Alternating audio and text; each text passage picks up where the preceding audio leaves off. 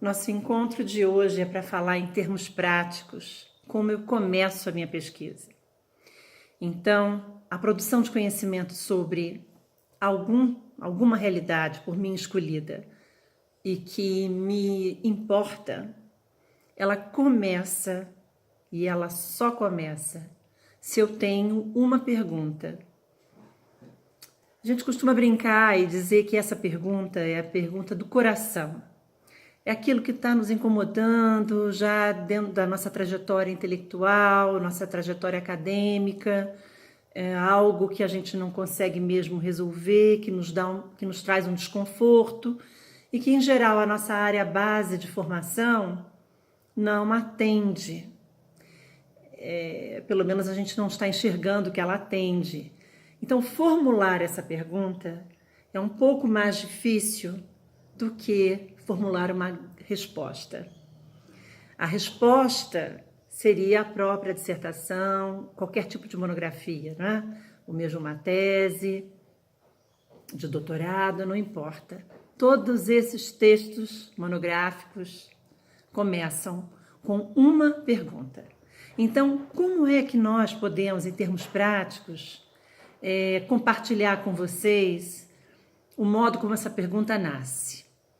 Bom, nós temos 3 passos básicos. O primeiro é nós escolhermos o assunto. Esse é o nosso número 1. Então, delimitar para nós o assunto da nossa pesquisa. É a primeira linha, e só tem uma linha. Às vezes tem uma palavra ou 2 palavras. Bom, no segundo item, nós vamos fazer uma lista das palavras-chave que têm relação com este assunto. Então, essas palavras-chave nós podemos listar a partir da leitura de jornais, artigos, introduções de livro que têm a ver com este assunto. Qual é o papel da pergunta? É transformar este assunto que nos interessa, que nos chama atenção, que nos mobiliza, transformá-lo em um tema específico, que será o tema da pesquisa. Então, para eu transformar o assunto em tema, eu preciso formular um problema, uma questão. Então, a partir daquela lista, que é o nosso segundo item, uma lista de palavras-chave, noções-chave desse assunto, eu vou juntando essas palavras 3 a 3, num jogo, como se fosse um jogo, onde eu escolhesse essas palavras.